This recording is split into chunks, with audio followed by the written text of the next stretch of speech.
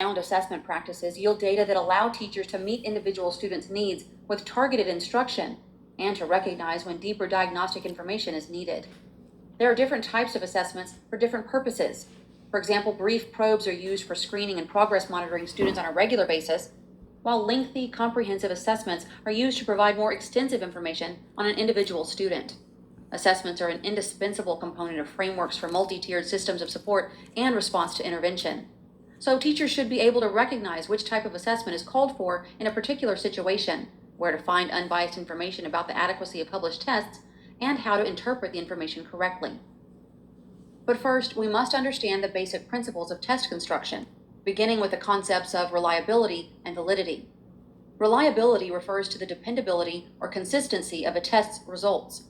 For example, the results need to be stable over time from one test session to another under similar conditions. Test items used to assess the same abilities need to produce similar results both within the test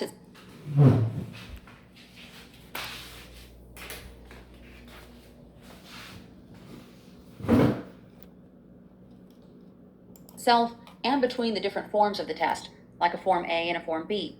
And finally, results should be stable and consistent when administered by different evaluators at different times following the standard testing protocol. Validity refers to the degree to which a test actually measures what it purports to measure. Predictive validity is the degree to which test results can be used to predict future performance. For example, an early literacy screener would be considered valid if its measures produced results that could be used to accurately predict future reading performance. Another basic principle of test construction is the difference between criterion and norm-referenced tests. A criterion reference test is an assessment in which a student's mastery is compared to a set criterion or predetermined standard rather than being compared to other students' performance on the same test. A norm reference test is an assessment in which a student's performance is compared to the normed scores obtained by the representative sample of students who took the test during its development to calibrate the performance of students who take the test under the same conditions and constraints. Some examples of criterion reference tests include midterm and final exams, summative unit tests, and, in some states, criterion referenced assessments aligned to state standards are used annually to track student performance. Students' mastery on these tests is compared to a set criterion measuring a particular set of skills or a standard of performance. Some examples of norm reference tests include IQ tests like the Wechsler Intelligence Scale for Children or WISC, academic achievement tests like the Woodcock-Johnson Tests of Achievement, and college entrance exams like the SAT. Students' performance is compared to the scores of a group of students who were part of the norming sample when the test was developed. Since this norming sample must be representative of the current U.S. student population, keeping current with the revised versions of norm reference tests is crucial. It's also very helpful for teachers to understand the bell curve or normal curve, as well as some basic statistics commonly utilized in formal and informal assessment. The bell curve is a graphic representation of scores obtained from a representative sample of the population on norm-referenced assessments. The normal curve gives practitioners a common language and scale to discuss students' performance in relation to their peers.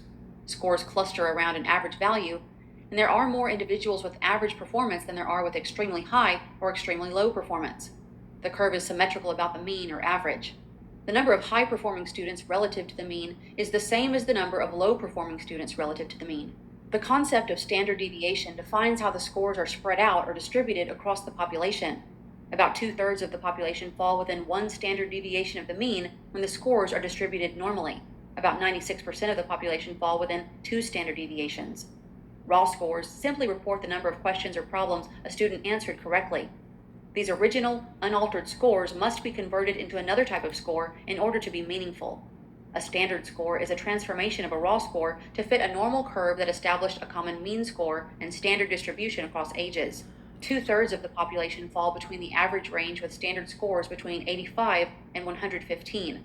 Percentiles are used to rank the percentage of examinees in the norming sample who scored at or below the examinee's raw score.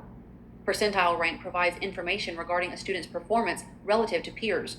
For example, a 70th percentile rank means that the score was better than or equal to 70% of same-age peers in the norming sample. Normal curve equivalents are a way of reporting standard scores on a 0 to 100 scale with a mean of 50. These scores are on an equal interval scale, so they can be averaged, unlike percentiles. Risk classifications are labels used to describe performance in a particular range, such as average, above average, below average, and etc. While labeling systems conveniently permit teachers and practitioners to speak in words instead of numbers, they have their limitations. The risk classification average, for example, should not be confused with competence, as students can earn average scores and still be in need of intervention to address gaps in crucial skills. You may also hear scores reported as grade and age equivalents.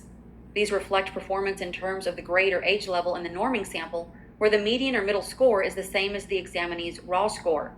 These scores should be used with caution. They have little reliability and validity, and they don't provide relevant information for instructional decision-making because they're not actually founded in student performance. For example, if a 5th grade student obtains a grade equivalent of 9.5 on a standardized reading test, it doesn't mean that the student is reading at the mid-9th grade level.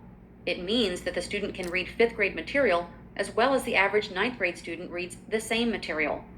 The student is performing much better than the average 5th grader, but most likely would not perform as well if tested using 9th grade material.